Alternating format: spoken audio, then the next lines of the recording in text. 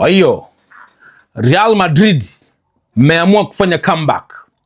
Mmeamua kufanya comeback baada ya kocha Hans Flick kutoa kauli nzito, kutupa kombora Santiago Bernabeu. Sasa I love this kiukweli. Arbeloa, kocha wa Real Madrid, jana kwenye press conference, mkutano wake na waandishi wa habari, waandishi wanamuuliza, unaizungumziaje game ya Barcelona na Atletico Madrid?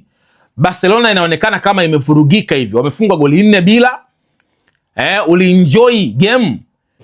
Arbeloa, namnukuu, anasema, sina cha kusema, waulize Hans Flick na Barcelona.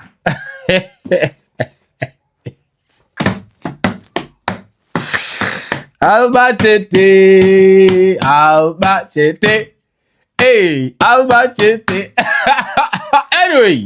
Anyway, imagine this inatokea katika kipindi ambacho tumetoka kupigwa chuma 4. It's okay, ndo football. Wanasema ukipigwa tulia, relax, pokea kipigo. Kwa hiyo Arbeloa ametupa mashambulizi kwa sababu Hans Flick pia naye mnakumbuka kile ambacho alikisema baada ya kuulizwa na mwandishi ambaye alikuwa anamuuliza, unajua ile mwandishi alikuwa anaweka kutengeneza picha kwamba Copa del Rey ni kama kombe rahisi kulibeba, hakuna timu ngumu ambazo zinaweza zikakuchallenge. So Hans Flick akasema waulize Real Madrid walitokaje, walitolewaje kama huko hamna timu ngumu.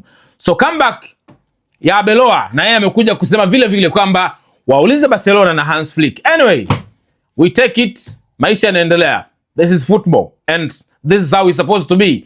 Hivi ndivyo ambavyo inapaswa kuwa, kwamba ukipigwa usikae kinyonge, jibu mashambulizi. Sasa kwa niaba ya Real Madrid, Arbeloa ameona awasaidie kujibu. It's okay, kocha kaamua kusema neno.